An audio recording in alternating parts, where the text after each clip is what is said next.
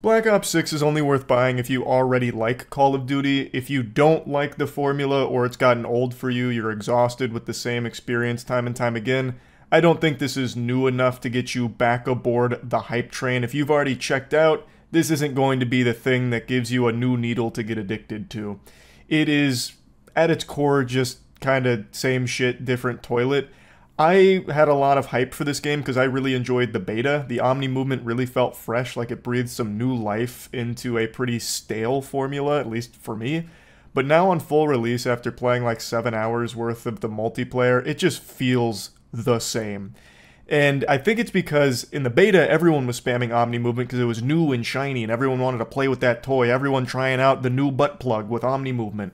And now the full game's out and you realize you don't really need to be spamming Omni movement. Like, it's a nice little bonus. Like, it does feel pretty fluid. Like, the movement does feel good. But it doesn't really change anything at all, really. It's like if I put little risers in my shoes to go from 5'6" to 5'7". Like, yeah, it is better, but no one's going to notice. Like, it makes such a trivial difference. And that's kind of how I feel about Omni movement. It's fun to like dive around corners like it's Max Payne 3, but it's still just the same Call of Duty, but with much worse maps in the multiplayer. I'll get to that in a moment. Let's just go ahead and go through the whole thing. I really like zombies. I want to get that up top. I am having so much fun with zombies, much more than I expected to. I haven't been into zombies to this degree in quite a while. Like, I was actually doing Easter eggs earlier today, which I haven't done in years. But let's just go campaign multiplayer and we'll finish with zombies. Campaign had a lot of glaze. Like, it got like 9 out of 10 from IGN or something. Not that anyone really takes IGN super seriously anymore, unless, of course, they're making fools of themselves by giving The Penguin a 5 or Transformers 1 a 5 or whatever. But they gave this a 9, so everyone's like, oh, this must be like a pretty crazy Call of Duty campaign. Not really. The first, like, I'd say like 70% of the Call of Duty campaign is good. Like, it is one of the better Call of Duty campaigns. I don't think it's the best one, but it is good. I was having a great time with it. I thought they did a really nice job with the set pieces, the action. The story, of course, is nothing to write home about, but it's serviceable, and it was a good time.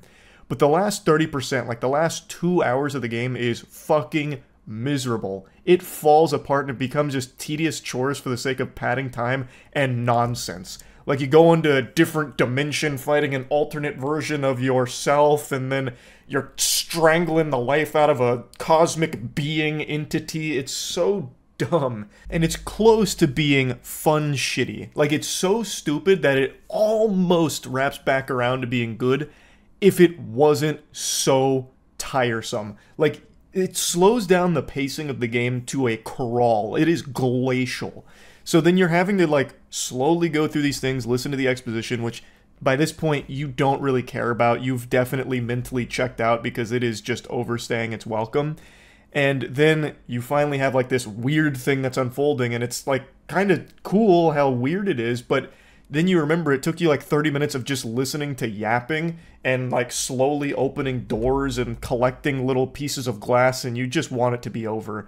I think this is probably the longest Call of Duty campaign, and like I said, 70% of it is good, but the last 30% ruin everything that came before it. It is not a 9 out of 10. The campaign is mostly good. Like, I think it is more good than bad, but man, I cannot stress enough just how boring the last 30% was. I won't focus on the campaign too much. Instead, I want to put the screws to the multiplayer here because I think that's the meat that everyone wants to know about. How is the beef? Is it well done? Is it rare? What are we looking like here? And I think the multiplayer is going to be good for people that already really like COD. I think it is a pretty fine-tuned, normal Call of Duty experience. The only part that I think most people will probably agree on, and they already kind of are, is that the map selection is trash. Jiminy Christmas, I don't know what went wrong with the maps. They got hit by the fucking stupid beam over there at the headquarters when designing these things. Some of them are just unforgivably big for no reason. Red Card. Red Card is the worst map in Call of Duty history. I'm just gonna say it. Whoever brainstormed and spearheaded Red Card, we need to have a chat about maybe getting off the map design department there, because that is horrifyingly bad. There's like 3 different levels and elevations to it with like 1,000 little hidey holes to be just holding down and camping, and you will sit there for like 4 or 5 minutes and not see a soul because the map is so big, everything's so spread out. It's like you're basically playing RuneScape grinding agility when you're playing on red card. Like, you're just having a single player mind-numbing experience on that map. I hate it.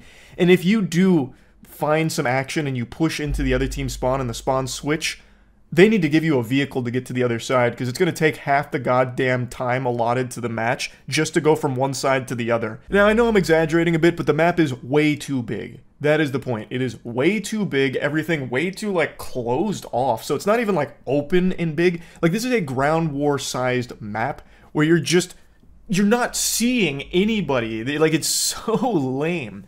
I won't harp on that too long, but there's a couple maps like that that are just way too big. So you don't get to do anything. It's super boring.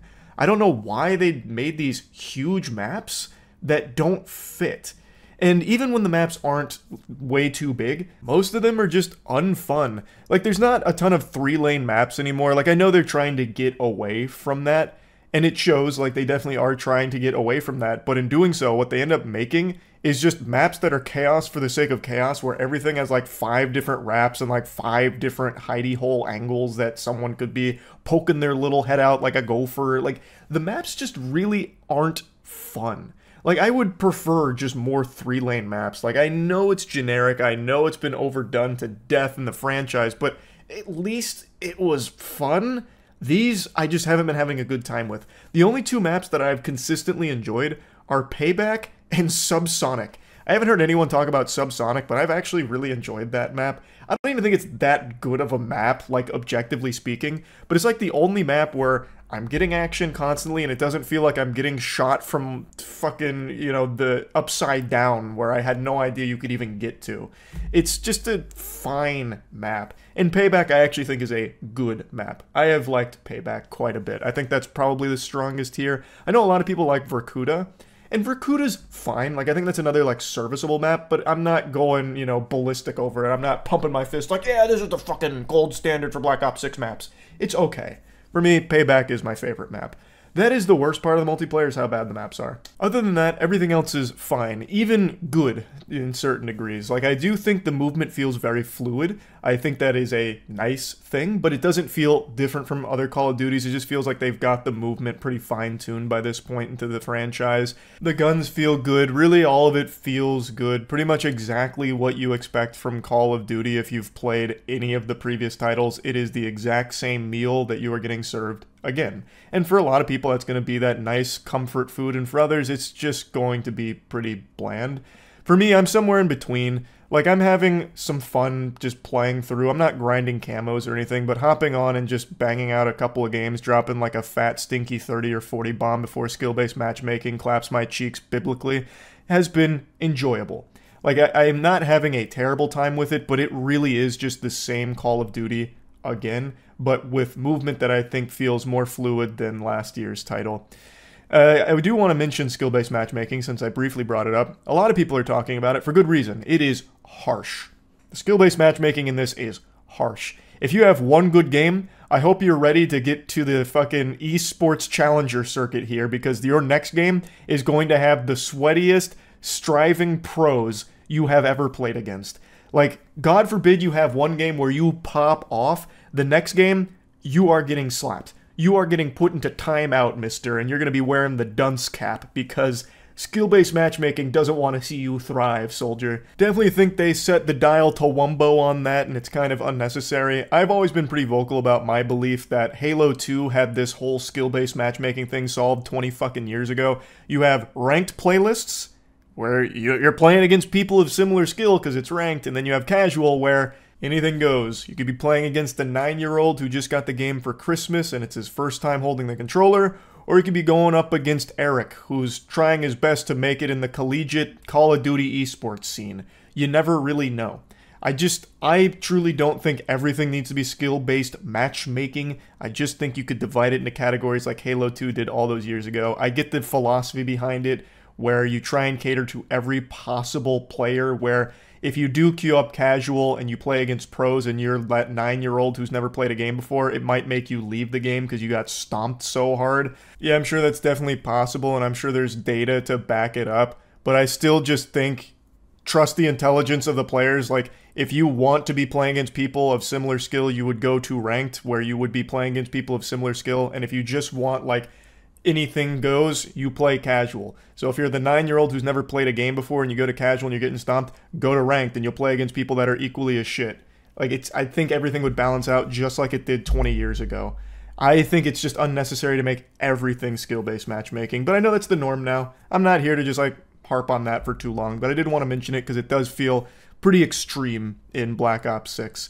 But like I said, overall, multiplayer is pretty much exactly what you'd expect. I got the exact same Call of Duty experience, more or less. I do think it's a better version. It's just not a different version or anything. Not that I think anyone expected it to be like drastically different, but I really thought it would feel different to play. Instead, it just feels like the same Call of Duty, but just a little more responsive. I like the TTK, hate the maps, but overall, I've been having some fun with the multiplayer, and I think if you like Call of Duty, you'll probably really enjoy it. If you don't like Call of Duty, I don't think it's winning you over.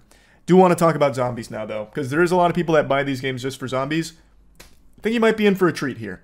I'm not, the preeminent expert on zombies. I love World at War Zombies. I grinded the shit out of World at War Zombies, a bit into Black Ops, and I know Black Ops 2 and 3, like, people love and revere the zombies there. I didn't spend too much time playing those, if I'm being completely honest. I do appreciate them, but I didn't spend a ton of time in there. In Black Ops 6, though, I'm really liking it. I'm really, really liking it. So you have Liberty Falls and you have Terminus. Liberty Falls is definitely the easier of the two. It's pretty simple. Like, everything's pretty straightforward there. Like, that's the zombies experience that I remember from World at War, except World at War was much harder. It's pretty easy in Liberty Falls, and it's really fun. Tons of zombies, tons of guns, tons of Easter eggs. You know what to expect there. Liberty Falls, I think, is a good map for people that have never played it before, and even if you've played zombies before, I think you'll still have fun with Liberty Falls. There's a lot to do. And Terminus is where you go when you're ready to become a man. Terminus is definitely the more difficult of the two here, and I really like it a lot. It is so fucking fun. I was trying to do Kraken earlier. I don't want to get into spoilers, I'm sure. I think a lot of the fun for Easter eggs is trying to figure it out with your friends, and I think people are going to have a really good time with it. And Terminus just offers a lot. I don't even know really how to talk about zombies, because if you're into zombies, you already know a ton about it.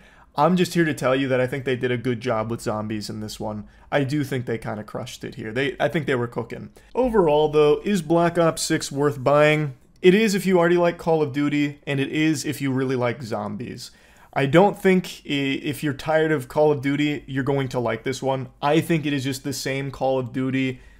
No ifs, ands, or buts about it. It really just feels the exact same, just with fluid, pretty tight movement, and everything feels pretty fine-tuned, except with horrible maps to accompany them. So I don't think this wins you over if you're tired of the Call of Duty formula. I think this is just a good Call of Duty for zombies, and good if you just want that comfort of playing another Call of Duty game. So if you don't fall into any of those camps, a zombies fan or a Call of Duty fan, probably not going to like this one. I don't think it's worth buying if you're just playing it for the campaign. I don't know how many people buy Call of Duty just for the campaign, but I definitely don't think it is worth buying if you're only playing it for the story. You're going to be disappointed, I think. And yeah, that's really about it. See ya. Absolutely yes. The game not only lives up to the hype, but it has so much additional meat on it that kept my tummy full and super satisfied with the purchase. And just look at me. My grease is going Ultra Instinct right now. You know why? It's because we're under a boil water notice, so I'm afraid to take a shower for a little bit. So I'm just letting all the filth accumulate, which only improves my ability to game. I've been grinding off-stream Dragon Ball Sparking Zero ranked matches because the gameplay is just actually super fun and a lot different than I expected. So I grew up with the Budokai series, played all the Tenkaichi games. I mentioned this before, but one of the very first videos I ever filmed was a Budokai, I think it was Budokai 1 video, where I was giving a tutorial on how to unlock a character. I don't remember who, but I put my family's little camcorder on a chair next to me and filmed the screen as I unlocked the character. So this is a series that is obviously near and dear to my heart. And when I heard they were bringing Tenkaichi back with Sparking Zero, I was extremely excited, but I expected I'd only enjoy it casually. Not the case. I've been putting some sweat into this. I'm putting some blood, sweat, tears, and cum into this game. I've been watching videos on, like, more advanced techniques, such as how to get out of getting hit from behind, because back shots in this game are tough. Like, if you're taking back shots, usually you're eating the entire combo. The whole whopper is getting fed to you. But there are mechanics, if you're good enough, where you can get out of those. So I was learning all of that, and I've been grinding. It's fun. Like, it's a really, really good game, both casually and competitively. Now let's go ahead and get into it. I'll get my biggest complaint out of the way right now. This is something I said on stream a few times that ruffled some feathers, but I'm tired of people pretending it's not a legitimate complaint. The episodes, which is basically the story mode to the game, is extremely lazy in its presentation. Like, it doesn't have cutscenes, really, it has slideshows. It uses still images to convey the story. Yes, it is a story that's been told a million times with Dragon Ball Z, but if you're going to do a story mode at $70, it should be done well. Like, it should be more than just still fucking images. I think that is a very fair criticism of the game. Now, there are a couple of cutscenes, but they're minimally animated. It's more like action figures that you're looking at. And even still, even in those cutscenes, it'll do like a Kamehameha and then freeze. And then you'll have the character getting hit by it go, ah! And then just stop again. It's basically like fucking stop motion, but terribly done. Like Lego stop motion looks better than the cutscenes in Dragon Ball Sparking Zero. And it's a shame. Like, again, I know this story's been told a million times, but for this price tag, if you're going to have the story mode in here, just do something a little bit better than that. And they also skip around so much in the story and don't really explain anything, so if you don't know the Dragon Ball story, you will have no fucking clue what is happening here, because it is nonsensical. They don't actually even tell the story. It's as if you ask ChatGPT to give like a 50-word summary per arc of the Dragon Ball Z story. Now, they have different POVs, which help to fill in the blanks, but not very much. They do have a really cool idea, though, with this, where you can actually change the path, go down a different branching path, a what if. So, for example, like in the very beginning with Raditz, you can choose to do it solo. You can just fucking raw dog Raditz and say, Piccolo, we don't need you. And if you defeat Raditz in a quick enough time, you'll get a different path that's not canon, not what we've already experienced, which is cool. It's not like the deepest thing ever, but it's a fun little addition to it for sure. And they also have another quirky little addition where when you're in one of those moments where there's like some minimal animation with characters, you can go into first person mode. I mean, that's just kind of nice. Like, it's I don't know, cool. Makes it a little more cinematic, I guess, even though the characters are just standing around when you're in first person mode. It's at least different. But yeah, overall I was super underwhelmed by the story mode, episodes, all that. Luckily though, that's not where you're going to be spending most of your time. You'll probably grind that just to get the Dragon Balls so you can make a wish and get more characters or something like that. I doubt anyone's going to be playing Sparking Zero solely for the episodes, but I did want to mention that it is pretty lackluster there. Where you're going to be spending most of your time is probably the multiplayer. The multiplayer is so good, and I actually haven't had any real problems with the netcode, and I expected it to be like really sloppy. I thought it'd be like really laggy pretty often, because oftentimes fighting games on launch have been, especially anime fighting games. Not the case here. It is silky smooth. Very smooth so far, and it's pretty creative. So you have a couple different options. If you want to do ranked, for example, you can do like a single battle where each of you and your opponent, will pick a character, duke it out. This is the traditional game mode I think most people familiar with this series know, love, and expect. But they gave us a really nice surprise. There is another mode here that I think is actually much better and really, really creative. So you pick a team. You have DP points, which you can allocate to different characters, and each character has a different value of DP depending on a variety of factors like how effective they are, how much health they have, shit like that. So you'll construct a team with this total allotment of DP points, and you can have 1, 2, or up to 5 characters if you manage your DP that way. You don't have to have 5 characters. You can front load the fuck out of it by taking like an Ultra Instinct character or an expensive fusion, and then just having a second character be a step or two below that. So you can just go in with 2 characters as opposed to 5. My strategy, and the one that I have been absolutely ripping asses apart with, is I start with Janinba, who is my favorite Dragon Ball Z villain. I even have this cool statue of him here. I am a huge Janinba enthusiast, and I wish they did more with him outside of just one movie.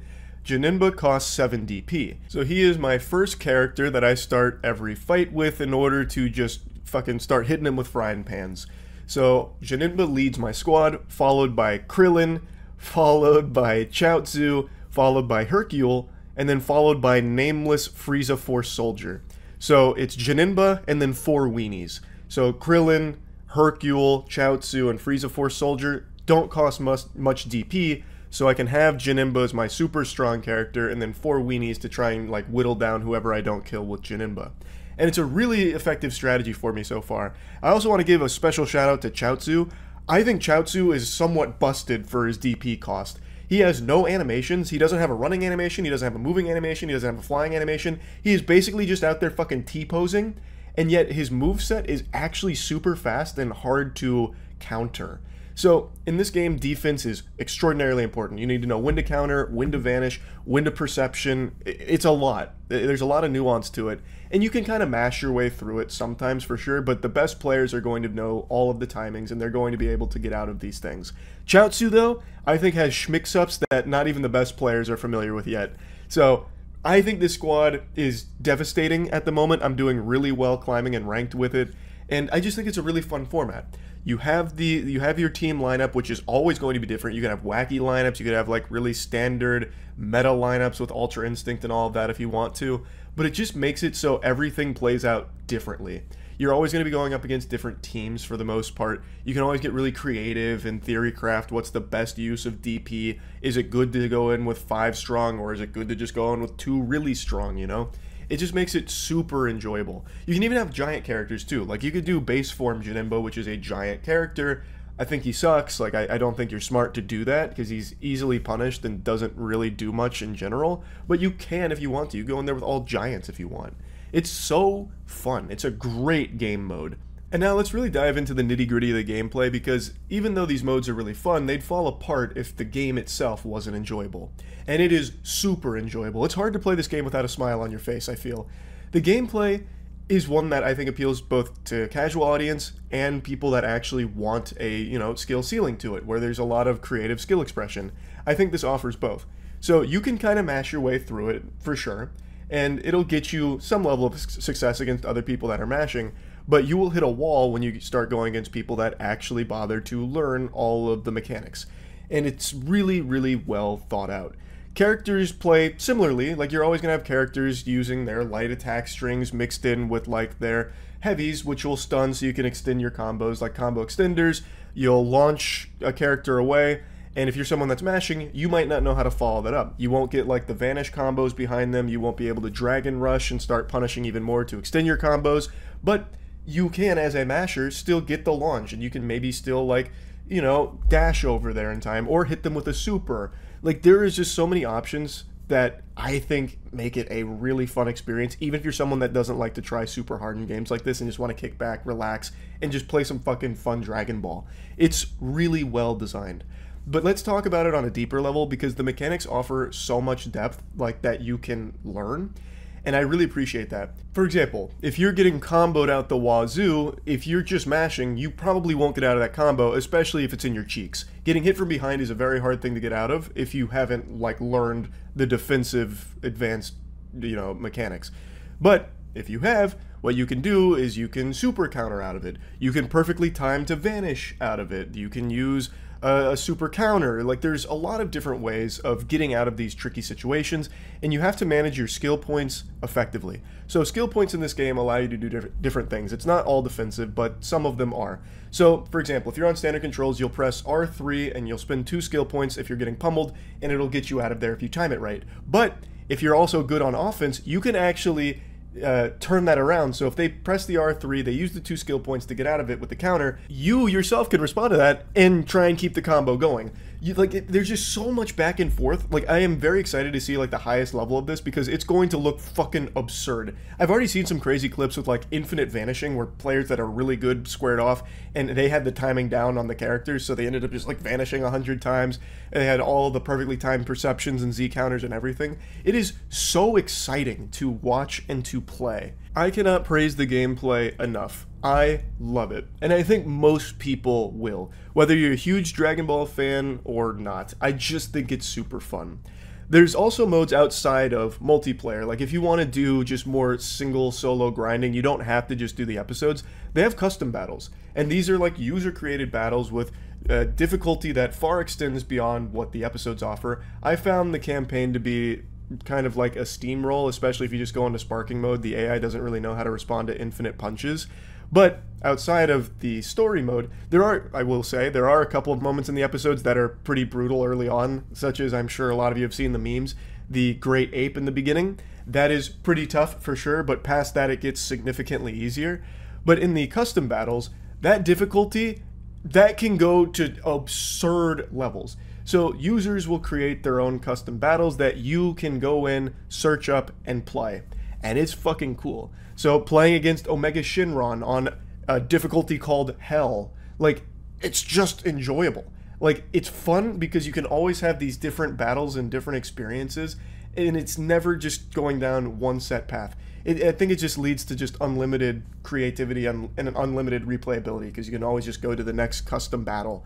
So if you're someone that doesn't want to play like multiplayer against other people, you can do that. There's also tournament mode. There's a lot. There is a lot to do in Sparking Zero, but I really think the bread and butter is its multiplayer, and I think most people will find enjoyment in it, even if you're not someone that wants to grind super hard to be like a top-level player in it, right? I do think even as a casual player, you can find a lot of success if you never even bother to learn like the advanced mechanics. Overall, I'd say Dragon Ball Sparking Zero is 100% worth buying. It's content complete right now. It doesn't feel half-baked, doesn't feel like anything's missing or needs any drastic fixes or overhauls, which is always refreshing because sometimes games will come out that feel incomplete and you have to wait like 6 months for them to actually finish the game that you've just bought. This is not the case here. I am excited to see what they add to the game down the line. I know they'll be adding more characters, but I wonder what else they'll be adding. It's just a fun game. I definitely recommend it. That's about it. So yeah. Astrobot is a phenomenon right now. It's a game that's getting perfect scores from pretty much every single publication out there. I'd probably struggle to find anything below a 9 for Astrobot right now. It's mainly 10s, and it's not just from game journalists. Almost every single person I know that's played Astrobot is singing its praises about how this should 100% be the game of the year, and it's not close. So I just finished it. And the question must be asked, why can't I grow facial hair in these two areas on my face? It's infuriating, which then raises an additional question, does Astrobot live up to the hype?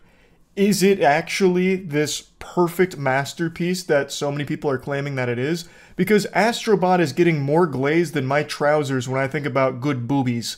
Is it really that amazing? Yes. From the very first trailer, I was sold on this game. It just looks like a classic platforming experience that's simple, fun, creative, colorful, and just a joy. Charming. And I'm happy to say that it matched my expectations and it lives up to all of the hype. It really is just pure fun. Now, one of the biggest criticisms I see for this game from people that want to throw cold water on the face of anyone enjoying it is that it's a glorified ad.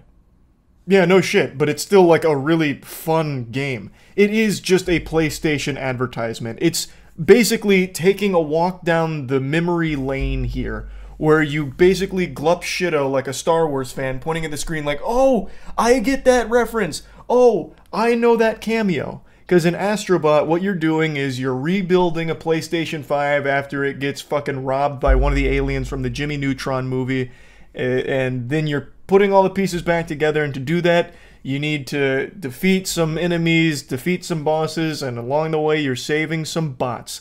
And some of those bots are cameos from beloved PlayStation classics like Ape Escape, like Jak and Daxter. And it's really refreshing to remember how great some of these IPs that Sony does nothing with were, and still are. A lot of these games really still hold up in the modern age. And then there's skins from other games, like Bloodborne. Dankin said during my stream that Astrobot has done more for Bloodborne than Sony has in the last 10 years. And he's 100% right. Sony just lets that fester and die in their fucking putrid butthole, along with many other IP that Sony just trap in the dungeon, fucking lock away in a sarcophagus, and then call the wambulance wondering where'd all our great IP go. It's refreshing to see life with these properties in Astrobot. There's games that I grew up on represented in here, and it's really just nice. It's a feel-good experience. The levels are creative. You pick up some power-ups that'll give you more options besides just the normal punch and jump. So you'll get like little frog clampers where you'll be like fucking shooting little frog faces out there to blow things up and attack enemies. You'll get a time-stopping watch to help with solving puzzles. There's secret levels, there's challenge levels, and there's a lot of fun boss fights. It is a simple, enjoyable game. It's not a very long game. I didn't 100% it or anything, but it took me about 7 hours and some change to just finish it. And I did get a lot of it done, but there's still a lot more that I have to do. There's a lot of secret levels I missed. I didn't do every challenge level. I didn't find every puzzle piece. And from what I've read, to platinum trophy this game, it's like 10 to 12 hours. So to 100% it, you'll be putting in a little over 10 hours.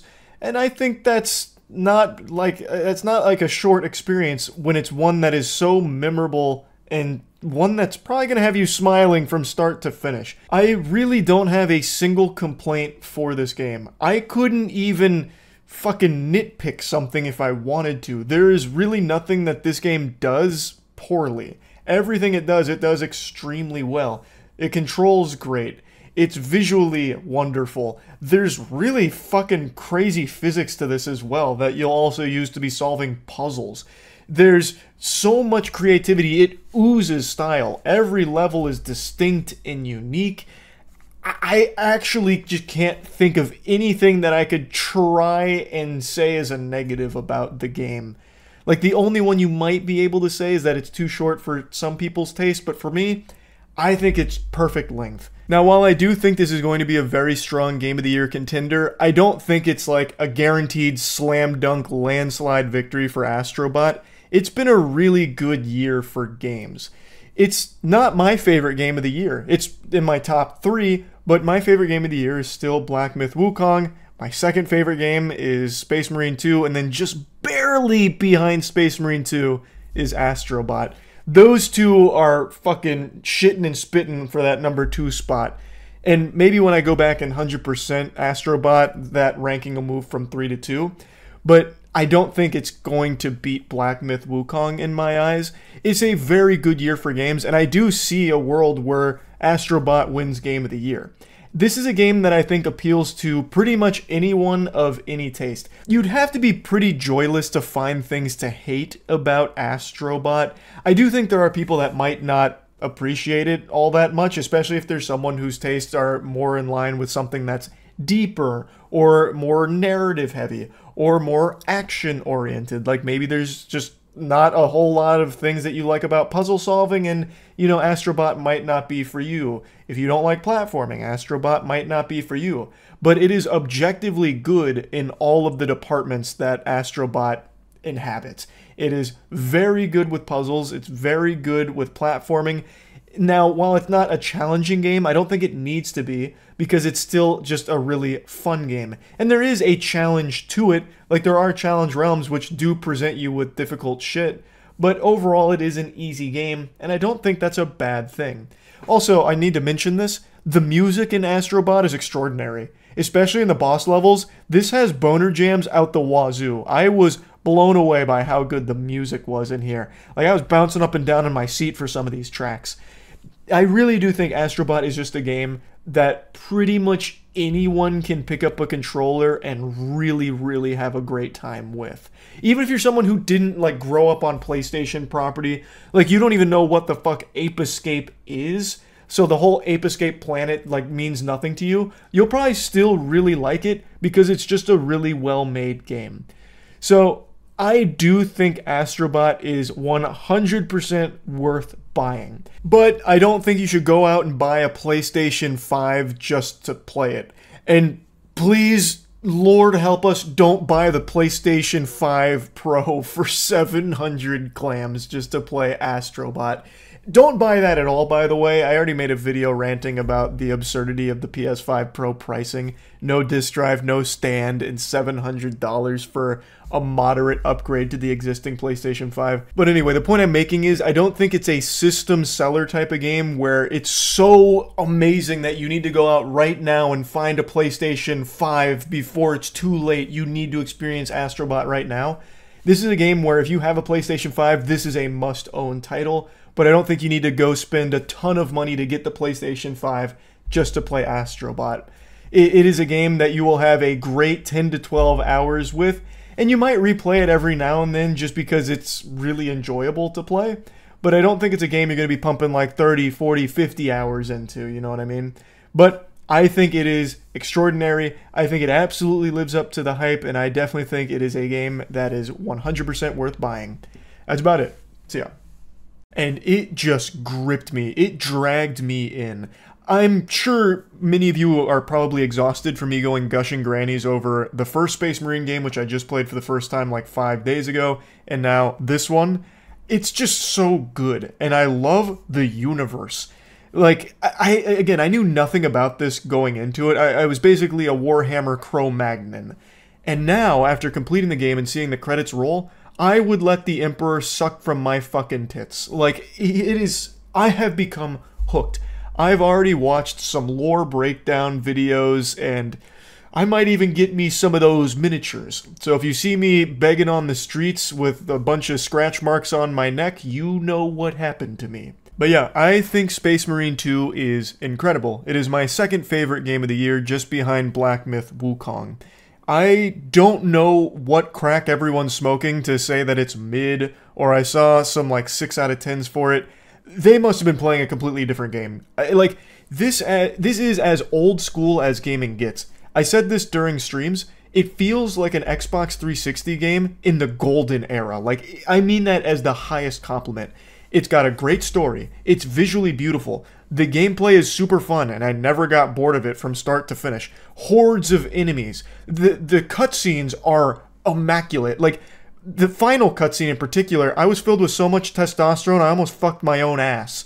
It is so good. Like, everything about the game, I really enjoy, including even its PvP multiplayer. Like, yeah, it's not the most fleshed out multiplayer ever, but I actually really like that. It's super simple. You play as some Ultramarines, and you go out there and clap some cheeks in either Domination or TDM.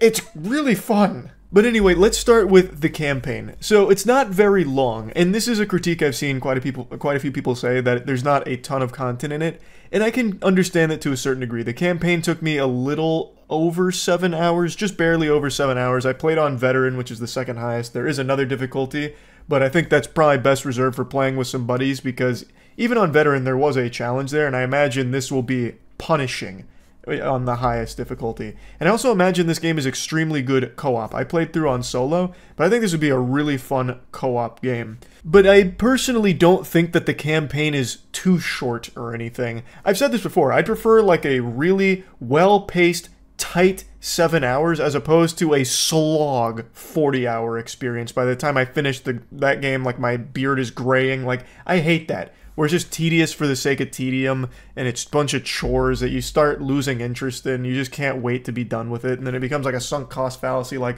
well, I've already come this far, might as well finish it. With Space Marine 2, I was always excited. Like, it just kept going hard. Like, it was going hog wild, ballistic start to finish, so I didn't mind that it was only like 7 hours. And there is more content to do after you finish the campaign. There are operations that they don't feel like they're just some throwaway shit.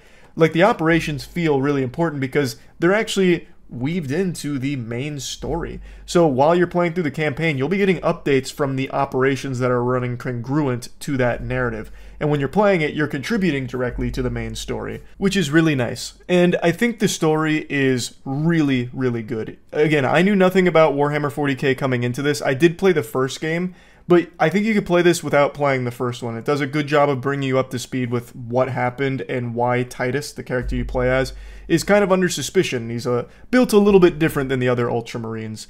It's also just so beautiful. Like I said, visually, I think this game has some of the best art direction of the year. It is stunning. Absolutely stunning. The game throws hordes of Tyranids at you. Your mission starts with you gotta take care of the Tyranid threat here. Shit's going cattywampus and you gotta solve the problem. You and your 2 Ultramarines that you lead. And you go out there and you dispense some justice for the glory of the Emperor. Is there any higher honor? And I don't want to get into spoilers, but it becomes more than just killing the Tyranids. It becomes something much bigger than that. And it's just fun. So this has this horde system where during some encounters, during a lot of encounters, this is a very frequent thing. It's kind of the bread and butter of the gameplay loop. There's going to be hordes of Tyranids or down the line some Chaos agents, and they just send tons of enemies at you, and it's your job to swat them like mosquitoes. So kind of like in World War Z, if any of you played that game. I didn't really like that game, but I think they absolutely crushed this system in this game.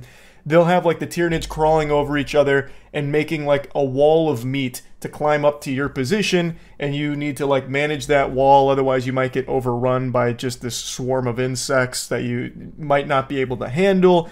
Then there's, of course, like some elite enemies mixed in with them, some bigger enemies, some buff enemies, and it just becomes very hectic, but in a good way. Like, it never feels unfair or stupid or overwhelming. It just feels hype at all times. It just feels extremely hype, especially because the cutscenes complement that and just continue to just put their foot on the gas. I just actually can't picture someone sitting through this game with a frown on their face going, meh, trash, garbage. Like, I really can't envision that, because this is like the essence of a game. Like, it doesn't try and do anything like super crazy. It's just happy and content being a really fun, over-the-top action game. Now, I do understand why people might be frowning about the actual combat, because it's pretty simple. It doesn't deliver anything that you haven't already seen a million times before.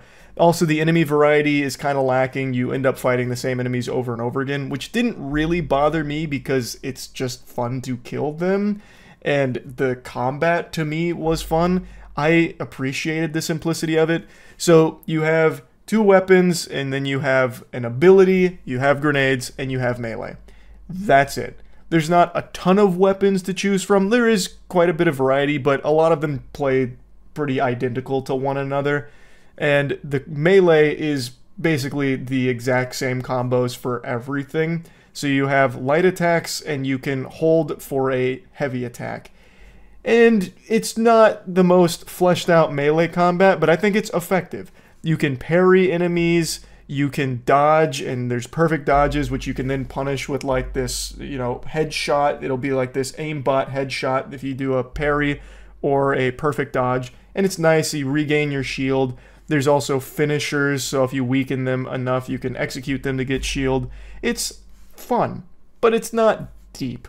So I do think people are going to be a little put off by that. It's not going to be everyone's cup of tea, but for me, I really enjoyed it. Oh, also, there's like a lot of customization as well, so you can really put your best foot forward here to dress to impress for the Emperor, make him clap for you, and kick his little feet in his chair with a smile on his face while spitting up. There's just so much to love about this game, but it's not perfect by any means. There is some real jankiness to it, but it's nothing that I think ruins the experience. I do think that many people are going to find it severely lacking in content compared to a lot of games that have come out recently.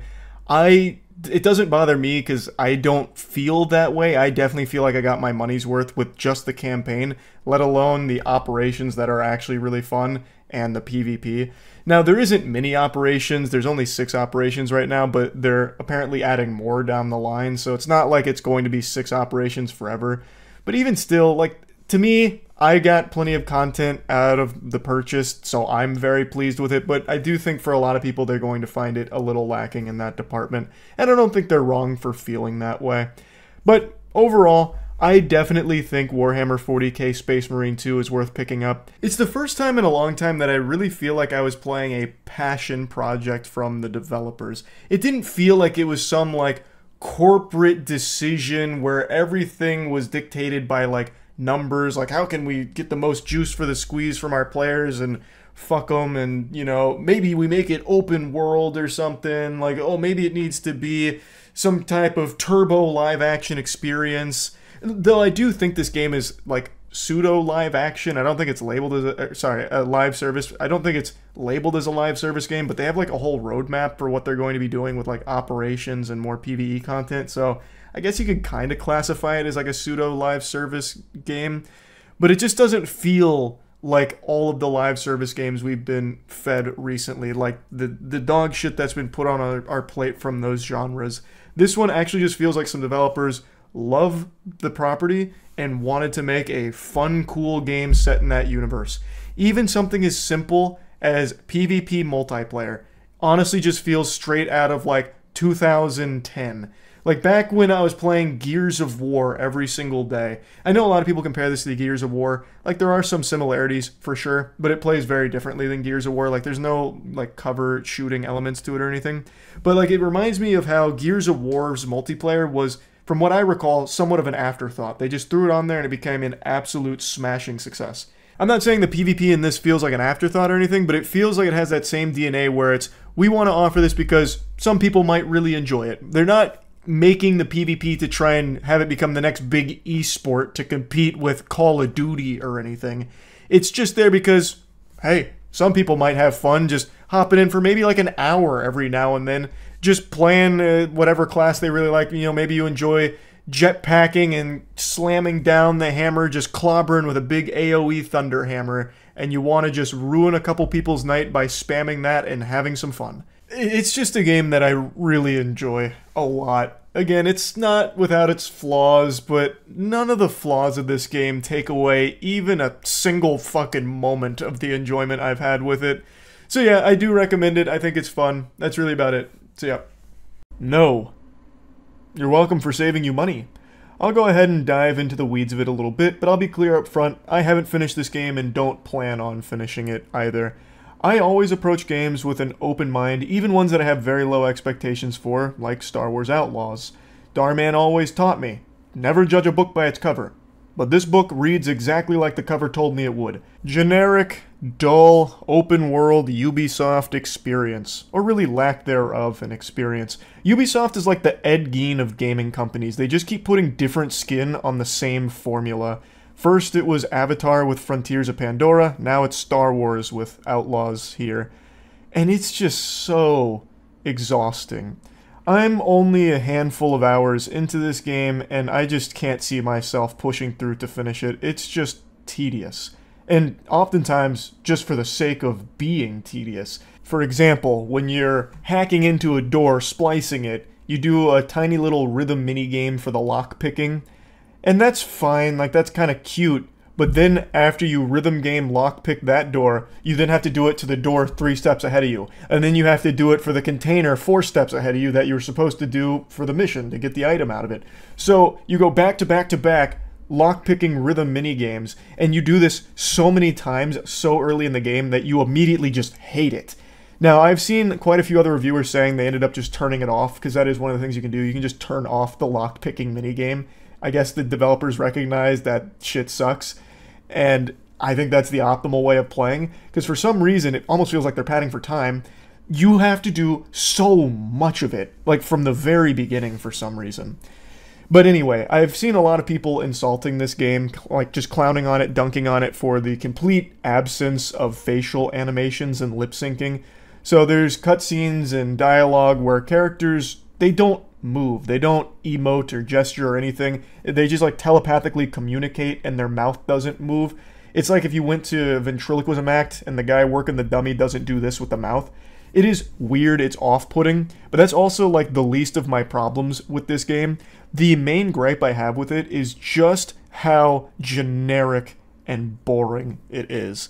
Like, I can't even say it's necessarily a bad game, because I have no doubt there are people that will appreciate just getting fed the exact same pile of shit for the 50th time from Ubisoft. Like, it becomes comfort food at that point from the chef. So I know there's going to be people that actually enjoy it, and I don't think there's anything wrong with that, but I am so tired of this same game getting pushed out from Ubisoft. Like, I don't think this game is unplayably awful, it's just mind-numbingly boring and uninteresting. The story is about as cliche and generic as it comes, at least so far.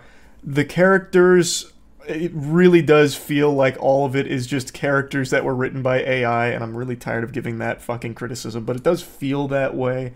They don't have any real personality. It also doesn't even really feel like the voice actors are trying all that hard to try and breathe life into the characters. It just feels like everything about this game is just going through the motions. So the game is a huge emphasis on stealth, but the stealth turbo ass, it super sucks. So you'll be oftentimes hiding in tall grass, because that's the extent of the stealth mechanics here. So you crouch in tall grass, you whistle to lure someone over, and then you do the stealth takedown, which I think is the stupidest takedowns I've seen in stealth games, where she basically pops out. The main character's name is Kay, so Kay will basically pop out and do this. Give them the fucking, knuckle sandwich here, insta KO them, or sometimes do like a gut punch into a haymaker, and then that's your stealth takedown. But sometimes when you're doing the stealth takedown from the bush like you're supposed to, it'll still alert the entire area, even if there was no one around to hear it. Like a fucking tree falling in the forest, but everyone somehow hears it despite not being in the forest. It's ridiculous. And it's really inconsistent, because sometimes you'll do that, and if you get caught in a lot of these missions, it's an instant fail, so you have to do it again. And you'll do it again like Groundhog Day, and this time, magically, nobody sees you do it. So it's just kind of inconsistent with those mechanics there and what the AI sees and doesn't see. And sometimes the AI is just broken. So not every mission results in a failure if you don't do stealth. Sometimes you can go loud and, use your blaster. And I'll get to the combat in a minute. But sometimes in my playthrough, when I would go loud, the AI would just cease to function. Like, I'd stand right in front of somebody, and the AI would just be like, "Where are they? What's that noise?" And just like shooting to the sides, or like shooting at where I was maybe 15 seconds ago. But even when everything's working as intended, it's still just not fun gunplay or combat. So you have your blaster, and you have a couple different modes you'll unlock for your blaster that do different things and excel in different situations. And you're just stuck with the goddamn noisy cricket the whole time, that little tiny blaster that looks like a toy. There is an ability to pick up better weapons from enemies that you kill, but it's temporary, and you drop them anytime you do another action, like climb a ladder or something, so then you're just right back to the same blaster. It's just, I don't know, I didn't have any fun with it. Like, I don't think it's bad. Like, it's definitely serviceable, but I don't think serviceable warrants $70. Like, there's nothing in this game that I think it does really well, other than one mechanic that I actually found myself enjoying far more than I would have expected to, and that's your animal companion, Nyx. You have a little minion with you, your sidekick, and you can have him do different things like solving some puzzles by having him go to switches or open things, or in combat you can have him like attack somebody or distract somebody or sabotage a barrel. And it's actually kind of fun to do that, and there are some cool combos you can do when you start integrating that little goober into the flow of gameplay, but everything else is just same shit, different toilet. I really was super surprised by how lackluster the story was. Now, again, I haven't finished it, so maybe it like gets really good towards like the end of the game or something, but man, by the time you reach there, I feel like most people have already checked out. I did a lot of exploring, trying to do a lot of side stuff, because I thought maybe that's where like some really fun stuff would happen or some cool characters. But all the side stuff, man, it's just more of the same chore simulator shit. At least all the side activities I was trying to do. And the overall narrative is just a very simple, predictable plot. And there is an idea here that I think could have worked really well with the reputation system, where you can have different reputation, like the Huts or Crimson Dawn and all of that. But it just feels like unrealized potential with that, because there's really no consequences. Like, let's say you ruin your reputation with the Huts. You go in there, you fist them, they're like, this lady stinks. K-Vess is the worst put her wanted poster in here. That's a kill on sight, bury her 6 feet under. Well, you can immediately kind of earn that reputation back and become their savior, their angel, by just doing like a couple of odd jobs. At least so far. Like, again, I can only speak for the handful of hours I've played, but at least so far you can kind of always get your reputation to where you want it really simply and very easily. So it doesn't matter all that much. Also, I will say there's another idea that I do think could have been cool, and that's the way they handle progression. So instead of just having like a normal talent tree or something, there's different people that'll teach you different things if you fulfill certain requirements. So like going out there and using a talk jutsu like Naruto, you can earn by doing 5 melee takedowns and 3 distracted enemy takedowns, and then you get the ability to do that. It's a cool idea. I do like that idea. It just would have been improved if the things you were earning were just better, or just more fun to experiment with. But yeah, overall, I just wasn't enjoying my time with Star Wars Outlaws. I don't think it's an awful game per se. It's just the same game that I have experienced so many times already from Ubisoft. I'm just so bored of it. They do try a few new things in here, so like flying through space. And that could definitely work if it wasn't Ubisoft making it. What ends up happening with flying through space, at least so far, is you just do the same shit. You really just do the same shit. You'll fly to like some treasure and loot it, and maybe you'll like shoot a couple of enemy fighters in the air, and then that's about it. There's not a whole lot of depth to that, at least not as far as I am here. But I feel like after a handful of hours, if you're just not enjoying something, it's probably not worth just investing even more hours into it to force yourself to try and find some level of pleasure from it. So I'm not gonna push through Star Wars Outlaws. I'll just give you my thoughts on it as of right now. And yeah, that's about it. See ya. Black Myth Wukong was my most anticipated game of the year, and many others feel the same way. This was a game that had a lot of hype around it, and typically what happens when a game reaches this level of hype is that it becomes impossible for the game to ever deliver on those expectations. Because people will immediately start going insano style with unrealistic expectations. When this game drops, it's going to change the gaming industry forever. It's going to get my parents back together after the messy divorce, it's going to find me a wife, and it's going to make me 6 inches taller. Like, calm down, it's a video game, not a fairy godparent, you know what I mean? It just becomes very easy to get lost in the hype train that goes off the rails, so when the title actually does drop, it leads to people being disappointed or underwhelmed with it. However, in the case of Black Myth Wukong, I'm happy to say it actually exceeded my expectations. I've now dumped 30 hours into this puppy here, and I just want to give you my full review on it. Now, I actually haven't even gotten the true ending yet, because there's still a lot of things you have to do to get the secret true ending, which I'm going to go back through and do. But I wanted to give you a full review for now with my thoughts on it, and whether or not it's worth your money. First and foremost, I think all of you know Souls-like is my favorite genre. I just fucking love Souls games. I get so giddy to play them. I get more excited for that than Randy Pitchford does at a squirting competition.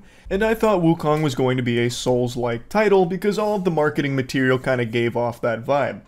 However, it's not a Souls-like game. It's very clearly Souls-inspired, but it's more akin to something like God of War. Like recent God of War, 2018 and Ragnarok, with Souls elements woven into it. That's like the closest comparison I can make to the combat. But the combat is by far the best part about the game. I'm not disappointed that it's not more of a traditional Souls game. I actually really love the direction they went for the combat. It's not perfect, and I'm going to get into some of the complaints, but overall, it's extremely fun. Now, there is so much progression in this game. There's so many things you can be putting points into to change builds around and all of that. There's 3 stances: smash stance, pillar stance, thrust stance, and there's a lot of depth to what you can put points into. However, the combat itself is functionally going to stay the same no matter what build you're going with. All of your stances all use the same light attacks, for the most part. There is like a spear you can get that changes it around a little bit, but it still plays pretty much the same. What changes and where the variety comes from is through what stances you're using, so that changes your heavy attacks, which cost focus points, and they also introduce a couple of new moves you can do with them in these varied combos. but most of the combat's always going to be revolving around using light attacks to build up focus points and then using heavy attacks for your actual fucking meat, where you're just feeding someone their vegetables. And that's an expression I'm using very generously because every boss in this game has a crazy health pool, except for a few. So you're never exactly fucking anybody. You're not chunking anyone's health unless you have a highly min-maxed build for it. Most of the time, at best, you're feeding them like a single grain of corn. You're not giving anyone a heaping serving of vegetables with your damage, which is fine, and I'll get into that in a little bit. But what I want to talk about with the combat is there is a lot that you can be putting points into. So even outside of like the stances and the different things you can unlock there, there's a lot of static upgrades, there's a lot of magic upgrades where you can use these spells that really do play a huge role into the way that you can approach these fights. So you can do like a shadow clone jutsu for one if you want to put all your points into that, and you can try and have them be like your little minions that really help you chip away at bosses. You can immobilize them. There's a ring of fire that helps with buffs. There's the misstep, which lets you dodge and go invisible. There's transformations that have a bunch of different ones you can transform into from bosses that you've defeated. There is a lot to the progression system. And then even outside of just those core skills that you can be putting points into, there's gourd upgrades. There's medicine that you can be making. There's builds with the armor that you can be going for, with set bonuses. Like, there's just a lot of things and a lot of time you can spend crafting very interesting builds. I've seen quite a few people say that the combat in this game is shallow, and I have to imagine that's a huge self-report that they didn't get past Chapter 2.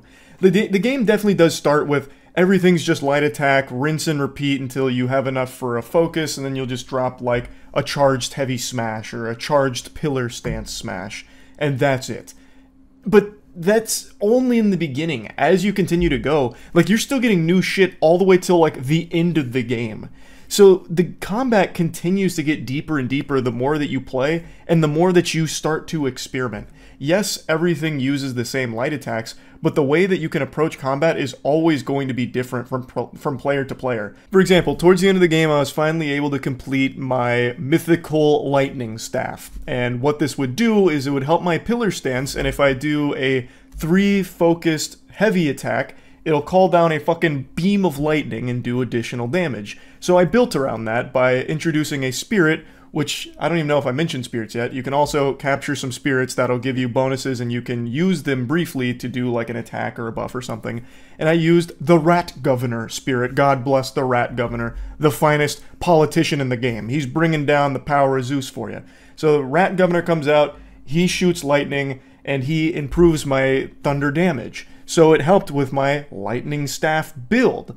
So, like, there's just a lot of ways that you can do different things with the combat. Yes, the light attacks stay the same, but as you get deeper and deeper in the game, and as you explore and unlock new things and experiment with new things, you can find a lot of fun ways of approaching the combat, so it never feels like a slog. It never feels like you're not doing anything different. And especially because in this game, you can respec for free whenever you want.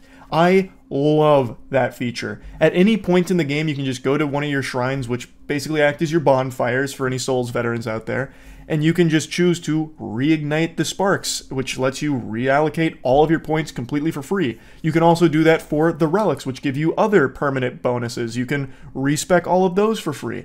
You can also do that for your medicines. Well, certain medicines that give you permanent buffs. You can redo all of those for free. So you can truly get fucking wacky with the ways that you build your character. And I really appreciate that. I didn't feel like the combat was shallow at all. The only problem I had with the combat is the camera. Well, actually, there's two.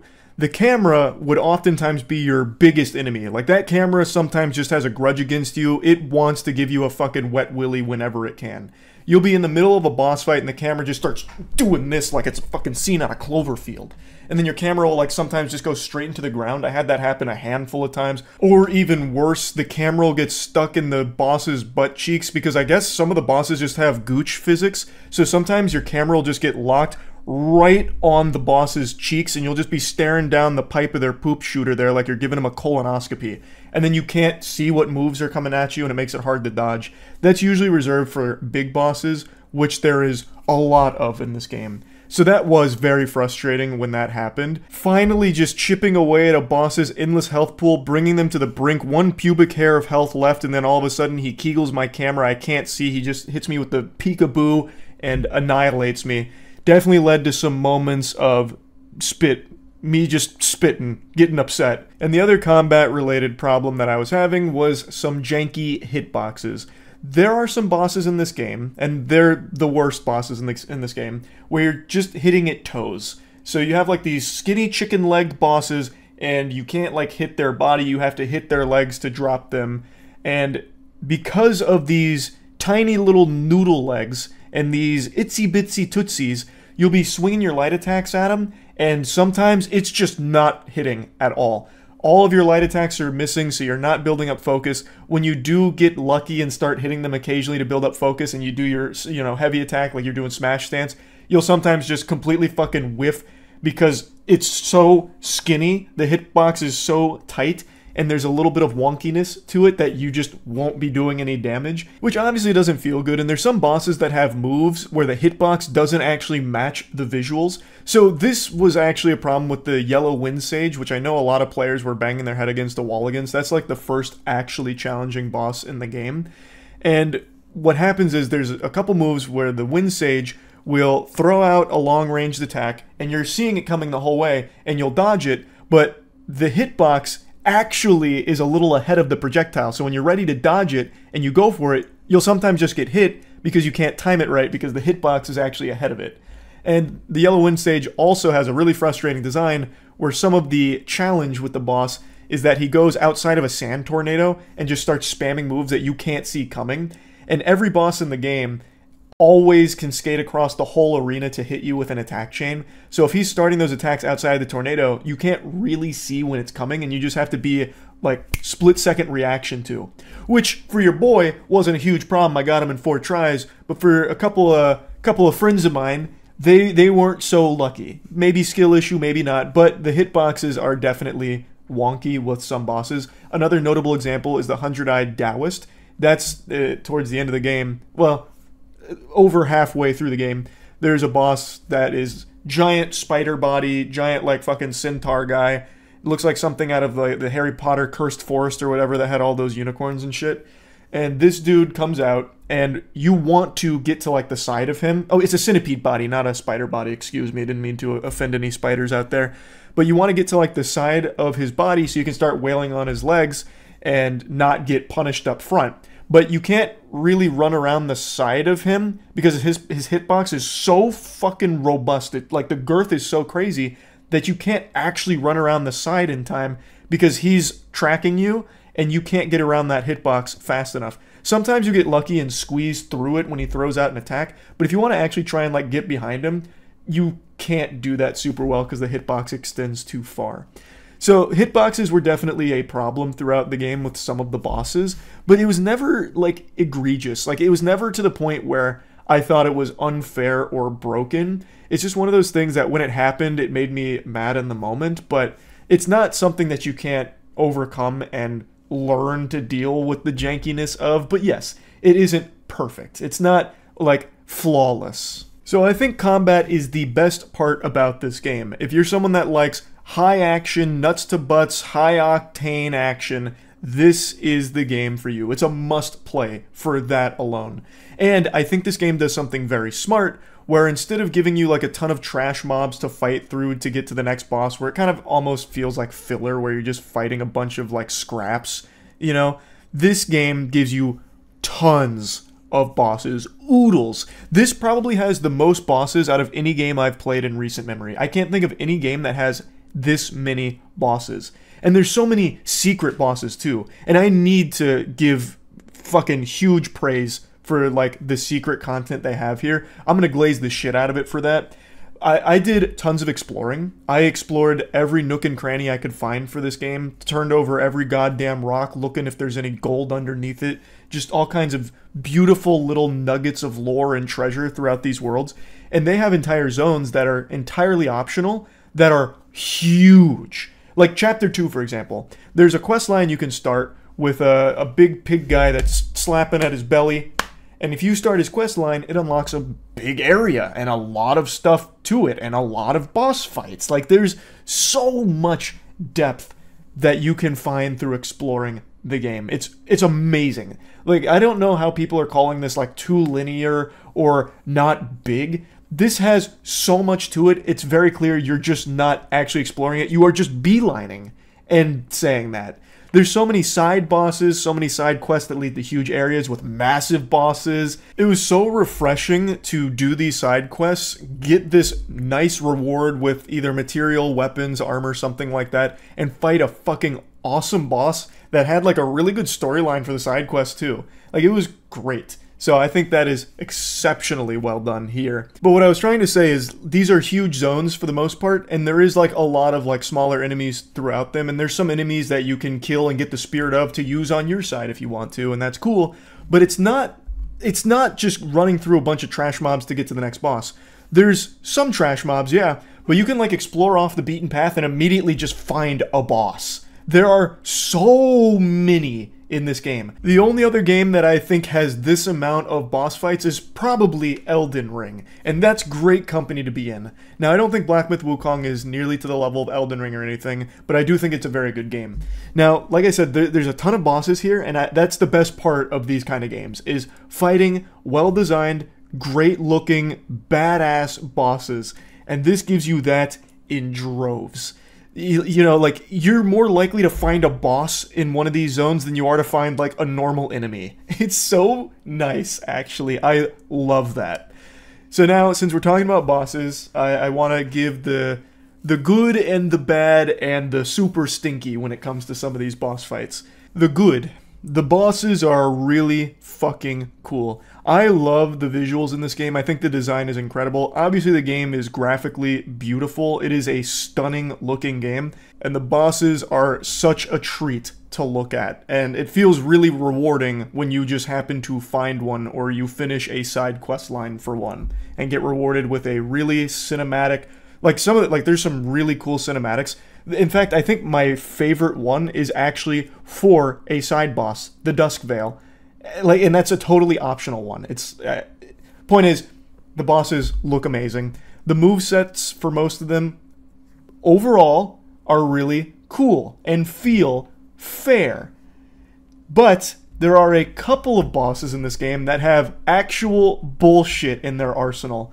So the game overall, I think, is not nearly as challenging as most of the other games in a Souls-like genre, or I don't even think it's as challenging as some of the bosses in God of War 2018 or Ragnarok. I think overall, most players will find this game pretty simple and easy to get through the majority of it, but there are a few bosses throughout that are actually a slog. There's a couple bosses that are just, for lack of a better term, pardon my French, poop. I've already mentioned the Yellow Wind Sage, where a lot of people hate that boss because of obscuring your vision of the moveset, but I actually think the stupidest design for the boss is the 100-Eyed Taoist in his second phase. In his second phase, the challenge comes from him reducing your overall stamina by half. I actually think it's more than half. He gives you just enough stamina to roll like twice before getting winded. You start huffing and puffing like me going up 2 flights of stairs. And that's just not fun. That's a really cheap design for a challenge, where the challenge just comes from, oh, he took away like all of my stamina, so I can't fight back that well. And the counterplay to it is by using an item. I don't want to spoil how you beat that boss, but there is like a counterplay to it. But if you don't have that item, if you didn't go out of your way to find and get that item, it becomes an unbelievably obnoxious chore to beat him with like 2 rolls worth of stamina, because then you get maybe like 1 light attack string off and then won't be able to dodge, so then you're just a sitting duck for him to put his cock in. Like, it's not a fun challenge from that design perspective. And I already mentioned some of the bosses that are really tall and you're wailing at their feet. There's never anything fun about that. I've always hated that from a design perspective. Like, sometimes it works. Like, there are a couple bosses like that I think are cool. But for the most part in this game, there's just never anything fun about trying to, like, hit a very small leg enough that they'll fall down so then you can hit them in their body. I just never really like that. But overall, I do think the vast majority, 98% of all boss fights in this game, are really fun and feel really good to fight against. Now, I did mention that for the most part the game is on the easier side of a game in this genre, but I wanted to take a quick second here to pay some respect to some of the hardest bosses in this game. Yin Tiger, which is an optional fight where you can challenge a blacksmith that you unlock through a side quest to a challenge where you will fight him for his spirit. And he has, I think, like 3 or 4 different attack chains, all of which have like 10 or 11 moves in them.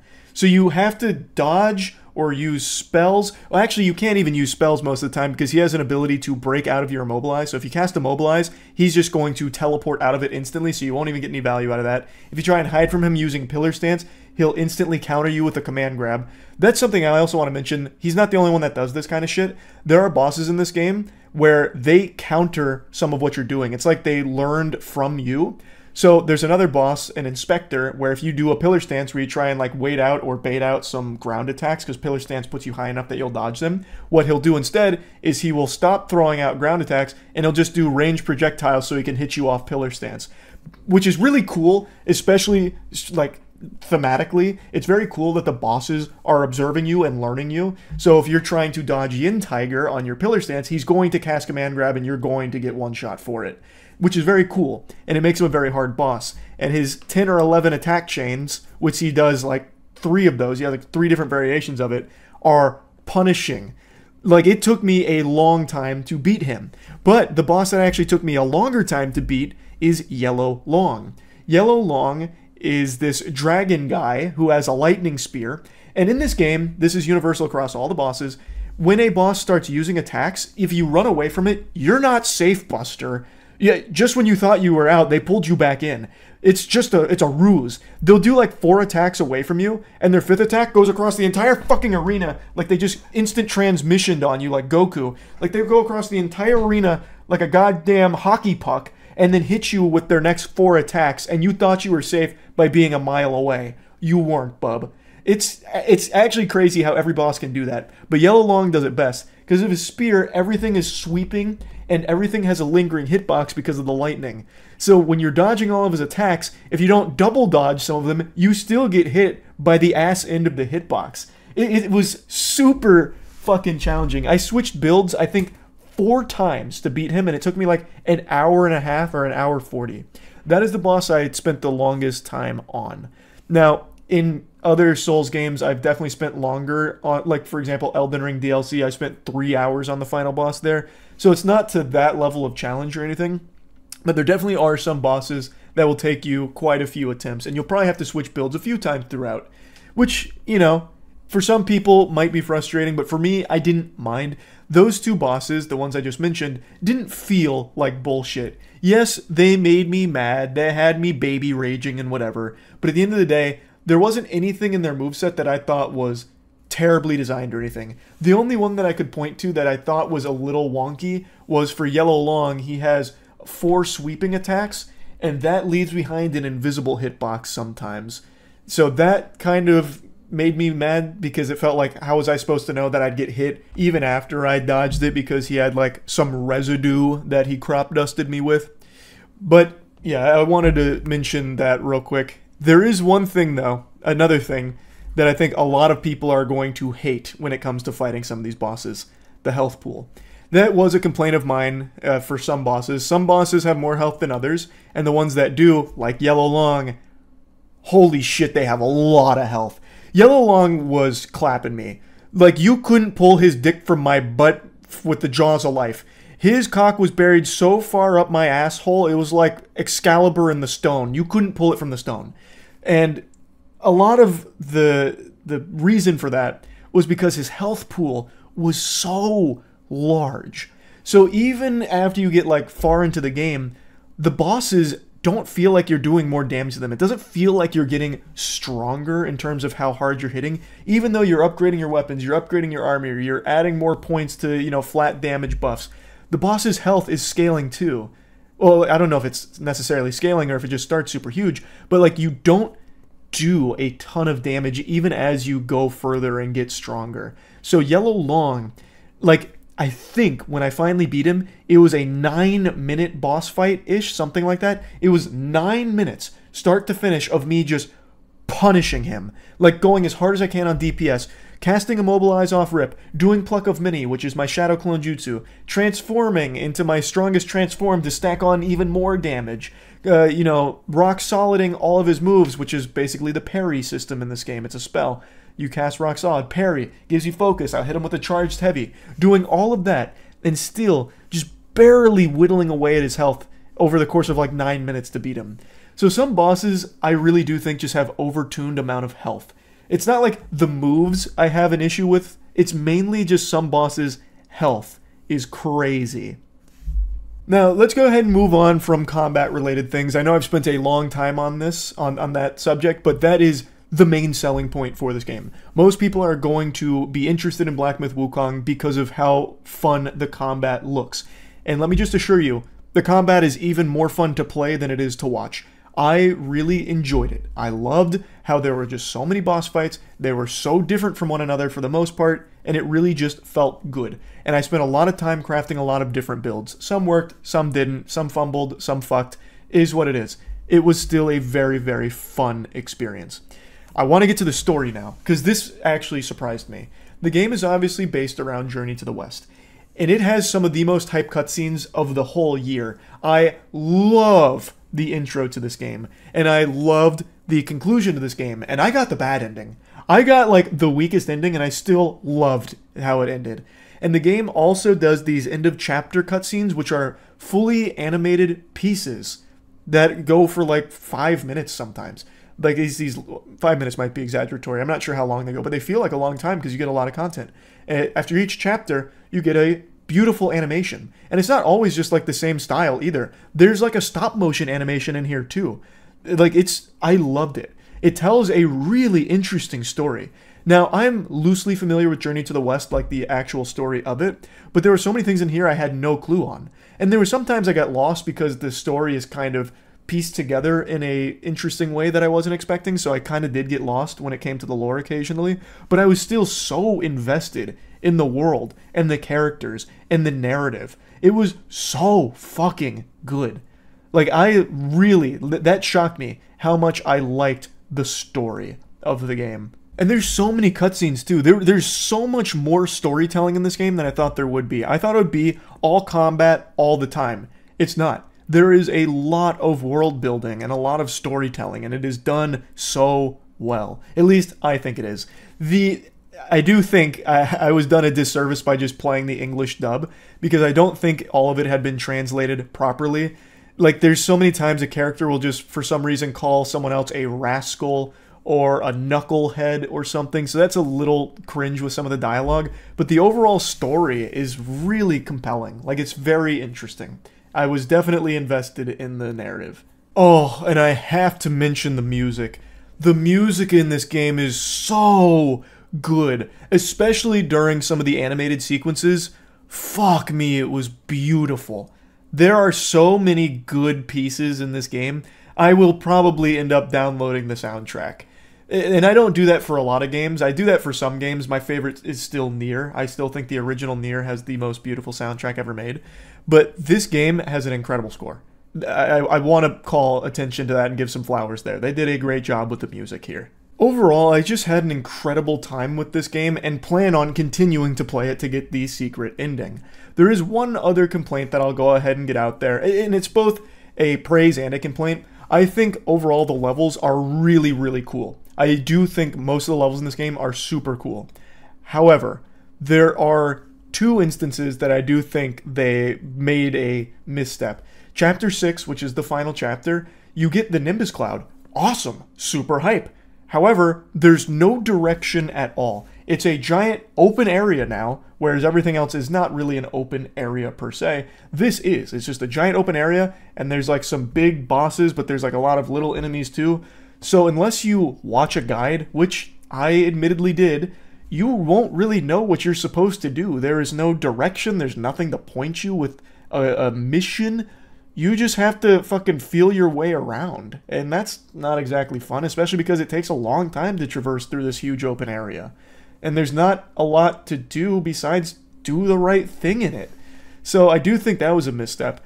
And I also think Chapter 3 is just way too long compared to everything else. Chapter 3 is significantly longer than every other chapter in this game. It's very good, like it's super good, but I don't know why it's so much longer than all the others. And I just wanted to call attention to those two things. Overall though, like I said, I think the levels in the chapters are really good, but there's definitely some room for improvement there. I think this game is extraordinary, but I do think it has plenty of flaws. I am very pleased with the time I've spent with it, and I definitely think it's worth buying. 100% I think it's worth buying. If you like Souls games, you'll definitely like this one, even though it's not exactly a Souls game. There's Souls elements in there that I'm sure you'll appreciate. If you like very high action games, you're going to love it. Like, I do think this is just a game that a lot of people are going to really, really like. I think it's worth the money.